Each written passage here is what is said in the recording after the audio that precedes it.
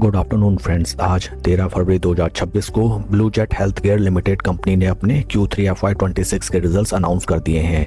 इस वीडियो में हम रिजल्ट्स को स्टडी करते हैं, साथ ही साथ कंपनी के fundamentals and technical chart pattern की तरफ एक नज़र। These are the consolidated basis results for December quarter।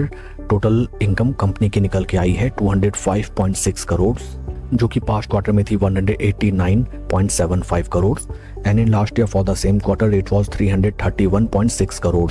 Total income में हमें क्वार्टर ऑन क्वार्टर 8.36% की इंक्रीमेंट, जबकि वाई ऑन वाई बेसिस में 37.9% की डी ग्रोथ नजर आती है। टोटल एक्सपेंसेस निकल के आए हैं 151.84 करोड़, जो कि पास्ट क्वार्टर में थे 121 crore and in last year for the same quarter these were 199.12 crore.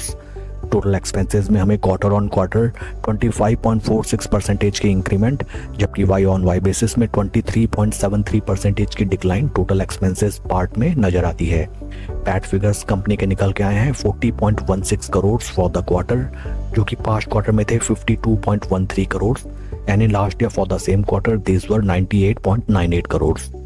PAT figures में हमें क्वार्टर ऑन क्वार्टर 22.95% की डी ग्रोथ, जबकि वाई ऑन वाई बेसिस में पैट फिगर्स में 59.42% का सीवियर डेंट आता हुआ नजर आया है।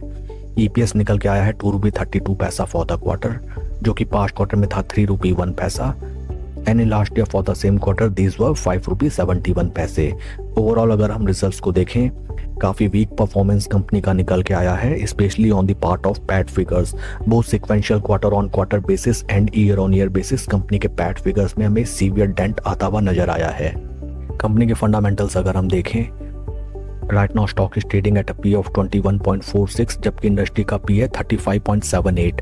इंडस्ट्री पी से अगर हम कंपेयर करें, right now blue jet health care limited company का स्टॉक हमें इंडस्ट्री पी से काफी सस्ते वैल्यूएशंस पे ट्रेड करता हुआ नजर आता है, but the Q3 results of company are very week.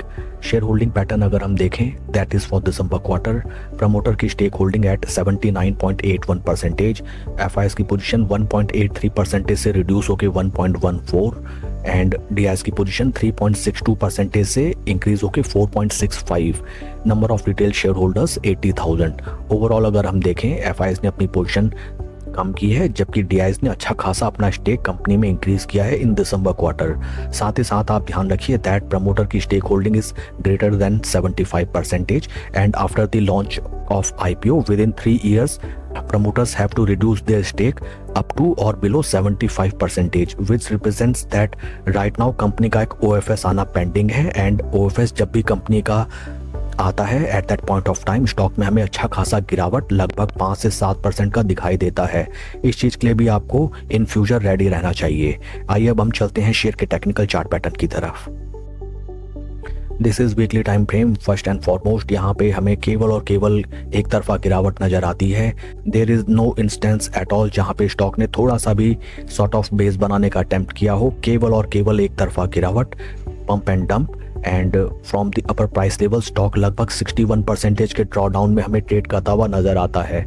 आज after the announcement of Q3 result stock में हमें सीवियर डेंट 9.2% की दिखाई देती है till the time 1:45 PM। Total quantity traded is 9.15 lakhs and technical parameters में देखें, स्टॉक अपने सभी important moving averages 20 and 50 week moving averages के काफ़ी नीचे ट्रेड करता हुआ नजर आता है एंड पास्ट में फ्रॉम दोज प्राइस पॉइंट्स जहां पे स्टॉक ने हमें एक sort of cup and handle का फॉर्मेशन बना के ब्रेकआउट दिया था, पुराने रेजिस्टेंस लेवल्स पे राइट नाउ स्टॉक हमें सपोर्ट लेता हुआ नजर आता है। शेयर के परफॉर्मेंस को अगर हम कंपेयर करें with Nifty 50 over an extended duration of time, there is total under performance as compare to the base Nifty 50 index. In case आपकी स्टॉक में पोजीशन है, देन आपको काफी कॉशियसली इस स्टॉक में ट्रेड लेना चाहिए एंड टाइम रहते कोई भी प्रूडेंट डिसीजन लेना चाहिए। That's all for the video friends. God bless and see you always at the top. Thank you.